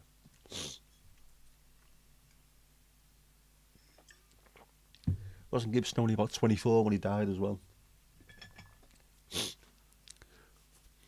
That was one of the funny things I read on the Wikipedia site about him as well. He went and done a tour of Canada and the United States during the Second World War. Went over there with, I think Churchill was over there as well. And in the tour of the United States, there was American soldiers who were being sent back home because they did 25 sorties over Germany, and that was known as being battle fatigued. And someone asked Guy Gibson, how many sorties have you flown? He said 174, and the whole place just went silent. If you got US pilots being sent home after 25 because of the battle fatigued, he's done 174, it was like, these people aren't real. And again, I don't think a lot of the people that were involved, the Brits, the Poles, the Canadians, Australians, New Zealanders, Russians, all the people that were involved in that war, don't seem to get the same kind of credit that they deserve. Whereas, I know because obviously the films are made in Hollywood, the Americans always get the glory. Well, they barely did anything. They turned up late. I mean, absolutely necessary. But look at what the Russians did. I mean, there's so many 100,000 Brits died, so many 100,000 US died, so many million Germans, and then loads more millions of Russians died. But they never get the credit they deserve because the Russians, obviously. And you can't give the Russians credit during the Cold War because it wouldn't be seen to be right, would it? But them world wars were just insane. Yeah, I do think that's another one. It's strange. End of World War II is closer to your day of birth than today. It's absolutely ridiculous. Yeah, over there the Canadians get the credit. Do you know what they should do as well? Because there was huge amounts of them that fought for us. Poles as well. My niece's boyfriend is from Poland. I was talking to him about it. So, you know, there's a lot of Poles who fought valiantly for the country. No one ever mentions them. The only thing that ever gets mentioned about Poles are either football hooligans or very, very good plasterers and labourers and things like that, builders. So that's not just what they are as a community or as a country. We're very, very proud, and quite rightly proud of what they provided during the Second World War, and we should be a bit more respectful of that. You'll never see it mentioned in films, really, will you? Although I think there's a couple of them, the Colditz story. You're mentioned in there. Yep, food, don't forget the food. Sausage, all about the sausage. Apparently.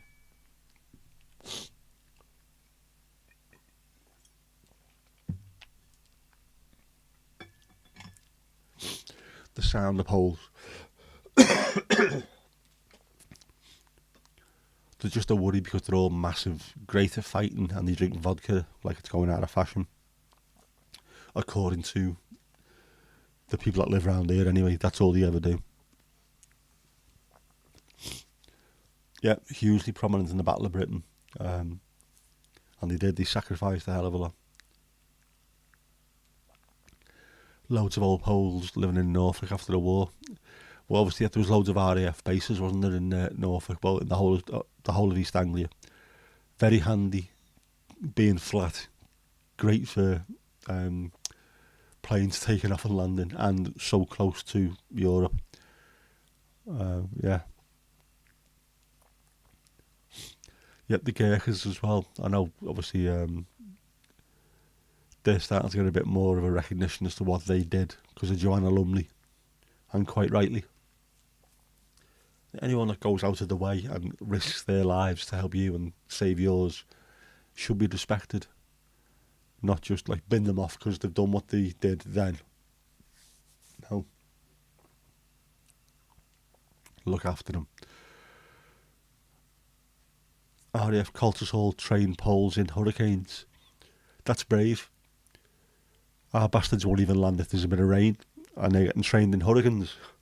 Fair play to them. Great planes, them actually. Yeah, we had there was one of them during the Southport Air Show last month or the month before. 603 Squadron was the first Polish one. That's only 10 miles from you, is it? That's Steve. Brilliant. There must be loads of those little mad RAF bases that you drive past. Nowadays you would drive past without looking at them twice. And then if you actually stopped and said, what's the history of this place? Have they ever done anything important on a global scale? Well, yeah, actually, yeah.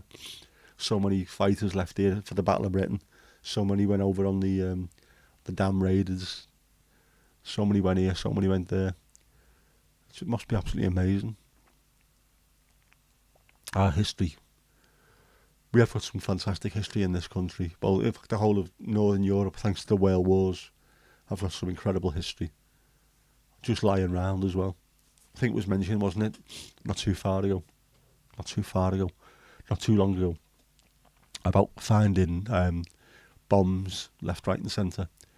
I know during the summer, Ainsdale Beach, which is about 5 miles away from where I am now, was closed. It's one of the busiest beaches for miles and miles around. That was closed because they found an absolutely massive World War II bomb. So that had to be taken away and made safe and what have you. So if that would have gone off, it could have redesigned the A to Z. It's crazy. So it must have been from one of the bombing raids where they were trying to break the Liverpool docks into smithereens and missed.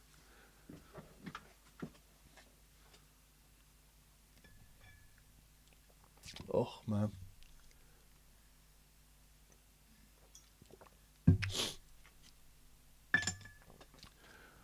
Well, I took my pills earlier and my cold seems to be getting worse, so it's not really good, is it? Right, so RAF Colters Hall closed about 15 years ago. I was the last remaining Battle of Britain station. Only 15 years. That's incredible. That was around until the 2000s. Or into the 2000s. Amazing.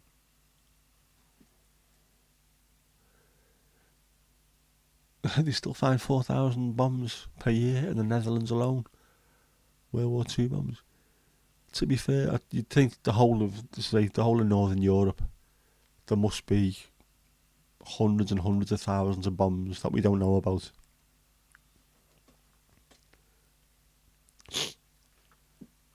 And those are the ones that we don't know about.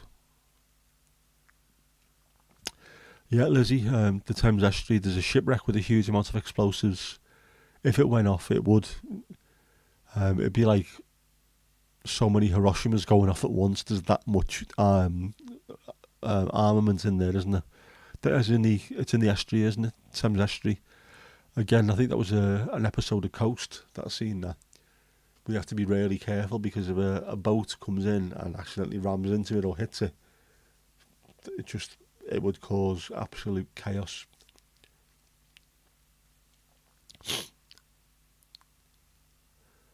You have to train a certain species of rat to look for bombs because they're light enough not to set them off. There'll be smack rats. We have plenty of them in the Kensington area of Liverpool. Skinny little fuckers. Do you want to buy any cheese, mate? Do you want to buy any batteries? Any PlayStation 1 games? Get out the pub, you little smack rat. Yep, Coast, I remember seeing him. Where they're constantly not just making sure that boats stay away from it either. It's whether or not the hull stays intact, whether stuff starts falling out. Because all it needs is one to go off, the rest will go off. It's just absolutely crazy. Licky leveled up. A woo and indeed a who. And a yay as well. Well done. So someone's in Jeff's good books, just not me.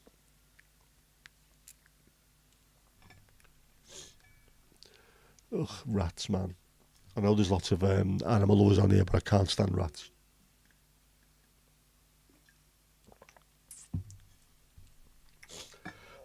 Not my scene, man. Not my scene.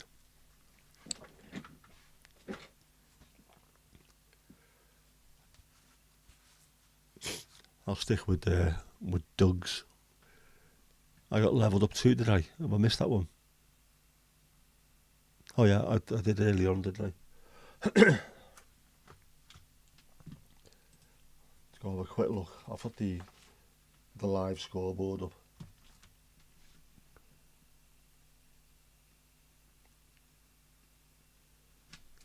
Everyone's doing well here. There's loads of points getting awarded. Fair play. Lots of chat.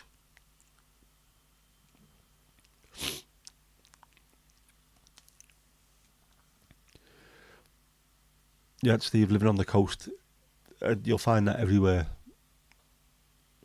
Loads of munitions from World War Two, all over the coast. I mean, luckily enough, it's I think where we are, obviously Liverpool got bombed to shit because it was a very important port for the Atlantic side of things. But I suppose where you are, anywhere on the east coast or south, you've got to come from all directions. You will have, like you say, home guard, hidden weapons. You'll have bombs from Germans. You might have had Allied planes crashing either into the Wash, into the Thames estuary, our own boats sinking. There's all kinds of stuff around there, no doubt about it whatsoever. In East Anglia, Norfolk, Suffolk, if there was that many RAF stations, you will have got the Germans trying to bomb the places so you couldn't take off. So there will be stuff everywhere, absolutely everywhere. Yes, Lizzie, I am alright. I will need to stop at some point, obviously. Because I think the water's fine, but I need a really hot cup of tea. A hot cup of tea.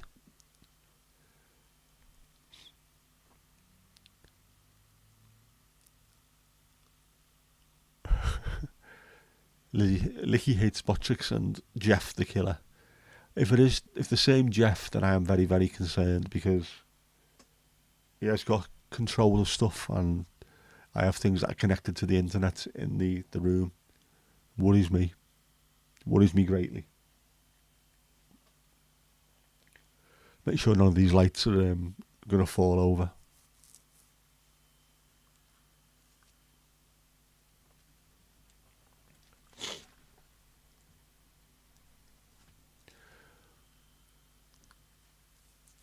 What level is Kirsty? Kirsty at the moment is level 8 with 1,905 points as well.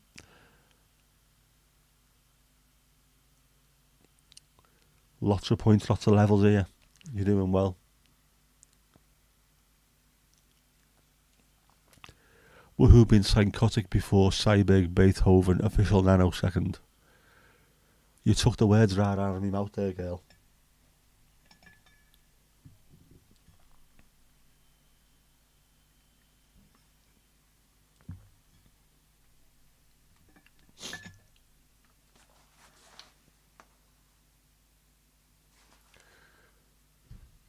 Seems to be lots going on out there. I've got both windows open as well. That's how warm it is at the moment. Both windows wide open, and the radiator turned off, which I've had on for the last few days. Although I don't need it now.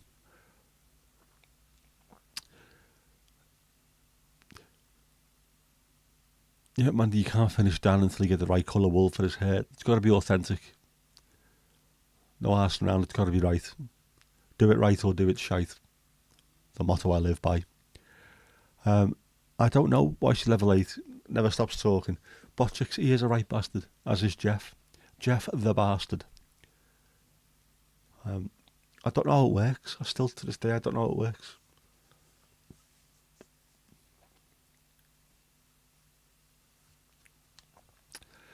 No worries, Adam. Do you know what? I haven't yet. I've got loads of stuff that I need to listen to and loads of stuff I need to watch. I haven't got round to any of it. I also need to record loads of podcast stuff myself, which I'm off all week, so I've got loads of time to do that. But I'll give yours a go, mate. I will definitely give yours a go now when I finish.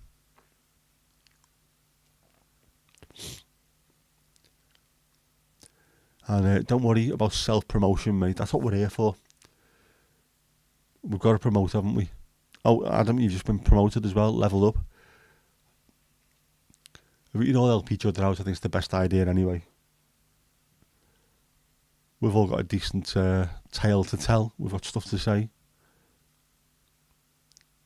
Yeah, Botrix has favourites, so is Jeff, and I don't trust either of them. Adam, did you enjoy doing the podcast? That's one of the things that you need to ask yourself as well. Is it something that you actually enjoyed doing?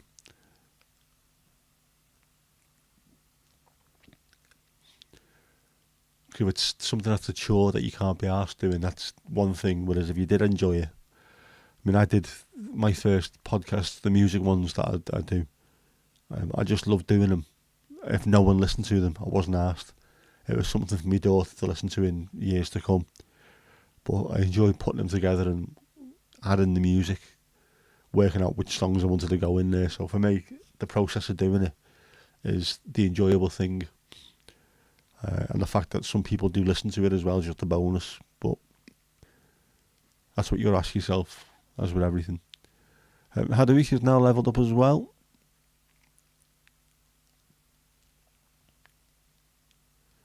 Everyone's levelling up just all of a sudden. See, if you moan about them, no, I haven't done your music ones yet, Lizzie. All the music's there, and I've got all the bits that I need to do, sort of worked out to my head. But every time I try and do an episode of any podcast at the moment, there's an issue with it, and it's the app on the phone doesn't work. What's it called? Podcasters. Now, this is the official Spotify Podcasters app as well. So you think it would be the most stable, but it's not. It's just ridiculous. And when I put them together, all of a sudden songs disappear. So it makes no sense. Or when I put the little talky bit in between, that doesn't seem to go. I've done one before. I've done a couple of them actually. Podcast episodes where I've uploaded them because it all looked fine. And then once it got to Spotify, loads of it was missing, so I had to go back in and delete it and then try and record it from scratch. And it's an absolute pain in the arse to try and do. If it was working perfectly, it would take me, I don't know, half an hour and the episode would be out. But every time I try and do it, it just keeps cocking up and it annoys me to the point of distraction. But like I say, again, I'm off all week.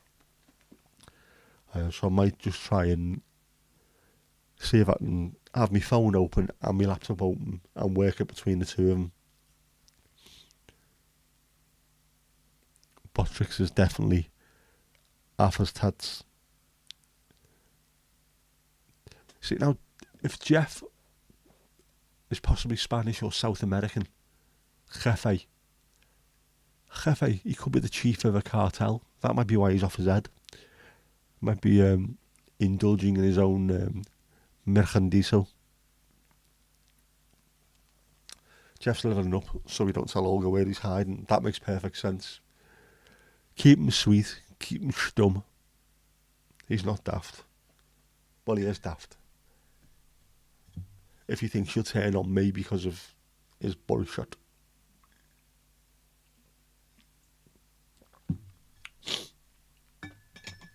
Oh, man.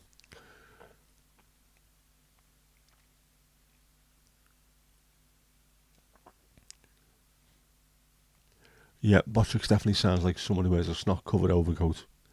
I seem to remember quite a few of them from school. Makes sandwiches and gives them to random strangers. Definitely.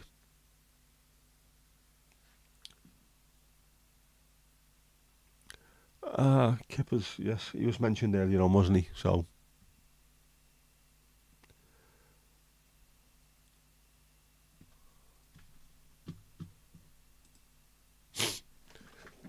see our kippers. Kippers kicks ass. There we go. Box of giraffe poo seized at airport after woman wanted to use it to make a necklace. And of course, it's the US. She could have developed serious health issues. So this woman at Minneapolis St. Paul Airport in Minnesota has brought in giraffe poo from Kenya to make a necklace out of it. Now, she's from Iowa and has already previously made a necklace with moose feces. Of course she has. There you go. Kippers, look shit, love. I agree 100%. Kippers kicks ass.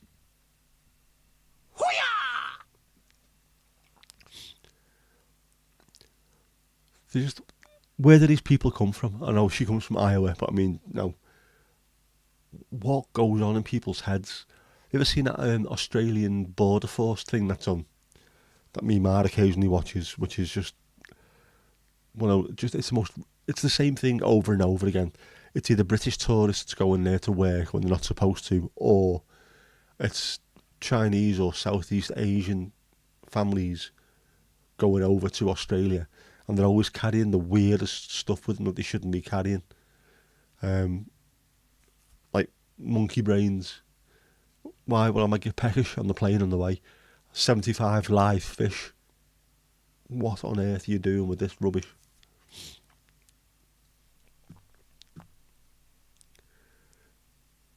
Snotless coats.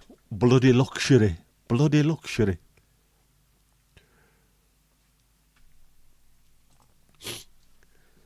Our geography teacher used to be one of those. Definitely. Dodgy. I think we made our geography teacher cry once. He was definitely if that's the kind of person that you are, you're not in the right environment. Being in an inner city comprehensive school in Liverpool during the mid-80s. Man, there's easier things to do in life than dealing with that. Yeah, Lizzie, that's just, isn't it so straight? It is the Chinese normally. I don't know. I mean, they've got a weird. They do weird things anyway when it comes to medicines and stuff, as we know. Rolled up pangolin and a pestle and mortar. That will help you with a headache. No idea why, but there you go. They're always taking bizarre shit everywhere with them. Who thought it was a good idea? In case we can't eat anything when we get there. So I'm pretty sure if you like Chinese food, or food as they call it in China, you'll find some.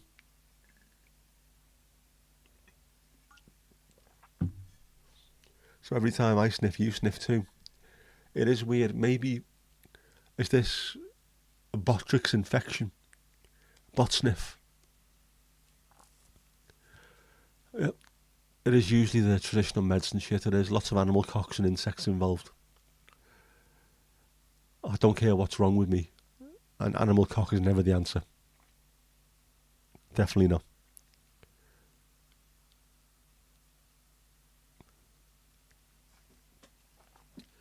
But Adam, you got to work 37 hours a day, got home, ate dust for dinner, dust, and then slept on edge of fence. Bloody luxury. You were lucky to have a fence.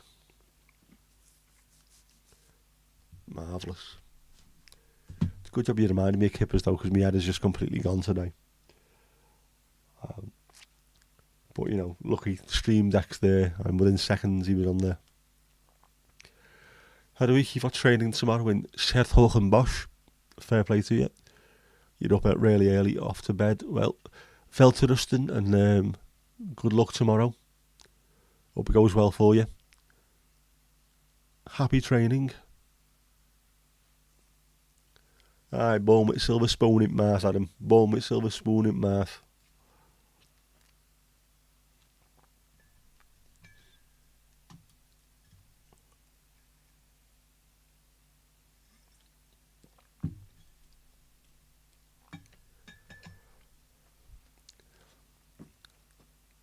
Yep.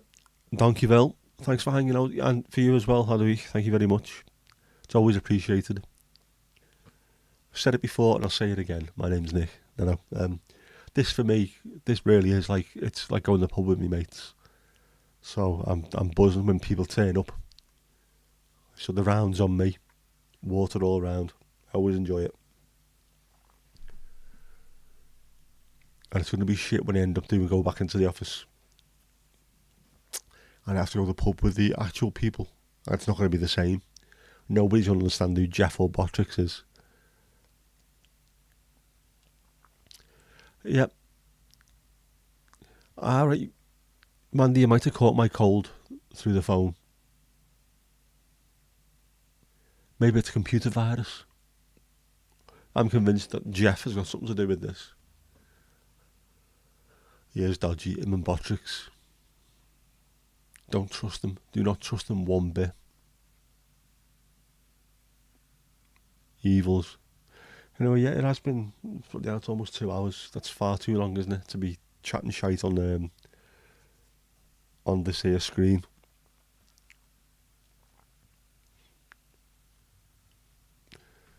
Better start taking your glasses back to the bar, etc. Yeah, bed bugs in Paris. Are they a delicacy? Do you eat some real weird shit in France? I know we can't really say much because probably people look at the kind of stuff that we eat, but come on. Yeah, snails, horses.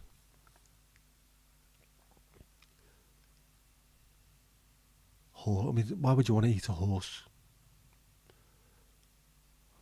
Like a 6-foot drumstick. It's a bit too much, isn't it?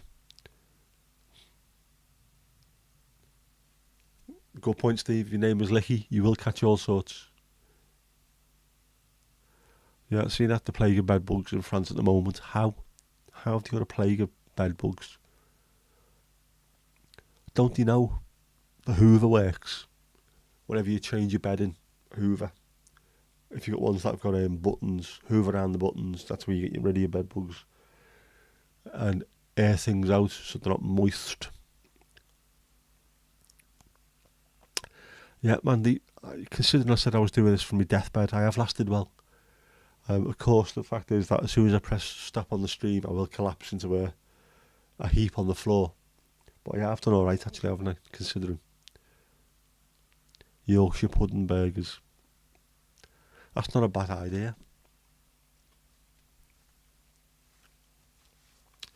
In the 80s, if you asked for steak in a restaurant, unless you specified beefy or horse, nah.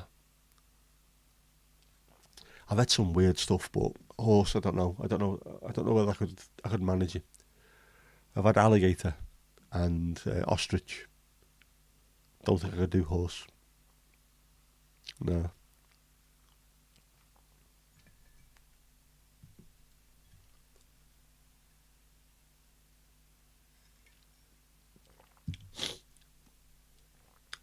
Yeah, so you went to school in France and you remember it well, as you would do.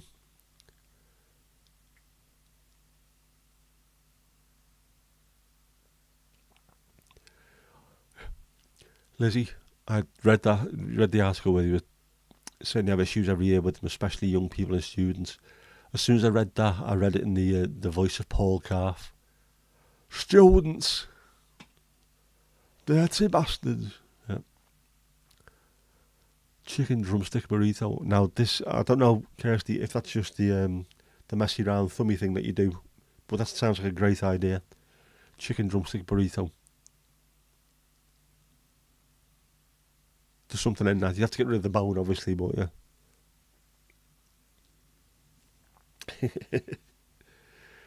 Bexhill. It's where Ideas Hard's from, isn't he? Or where he was sort of ish brought up, amongst other places.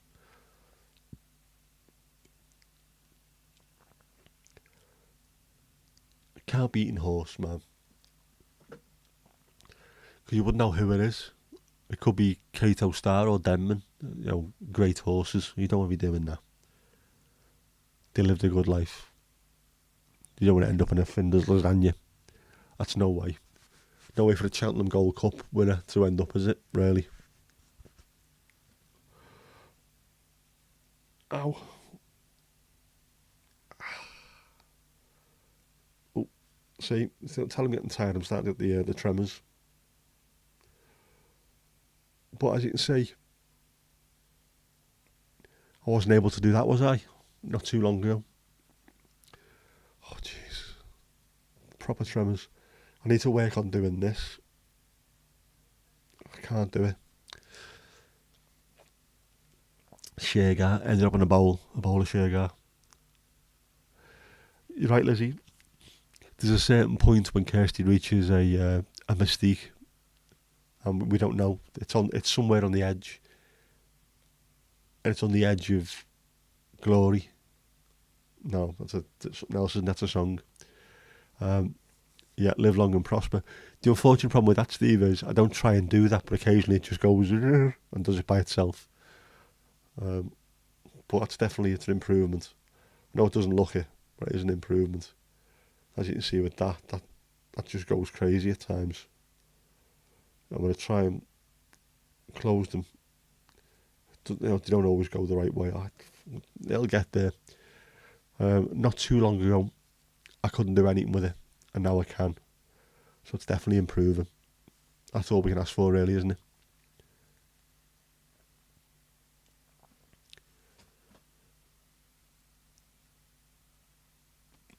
Yeah, wonder what happened to the original Moldovan.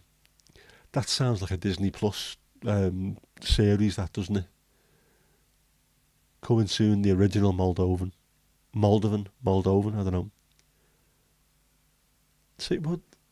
That's how long we've been going. He's asked it again. Jeff, sod off. I'm not enjoying this. Stop. Don't be at it.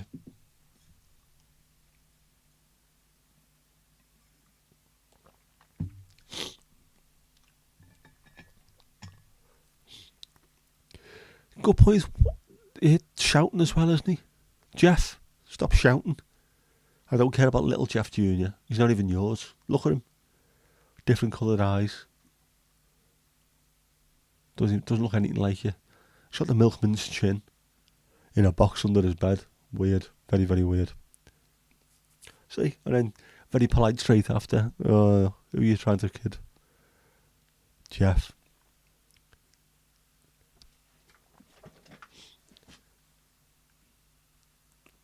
Jeff showing his age, definitely. Don't trust Jeff. Is Bottrix Jeff? Is Jeff Bottrix? We don't know. None of us know.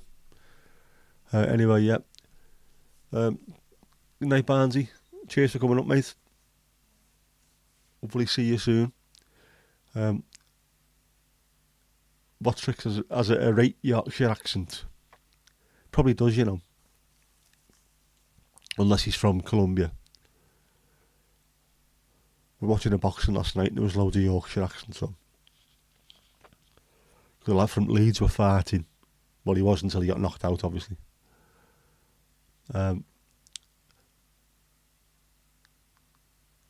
Yes, Kirsty, have a joint and relax. I'm off to try and see if my hand will stop vibrating. It's pissing me off now. It's definitely, I must be getting tired. So yeah, this has gone on long enough, hasn't it, really? But thank you very much. Cheers, Adam. Appreciate that, mate. Enjoy the rest of your evening. And hopefully I will catch up with all of you in the RDA fairly soon. I will try and schedule another one if anyone's interested. This is Sunday, isn't it? Wednesday, probably. See how that fits in. Alright. Ta-ra for a bit.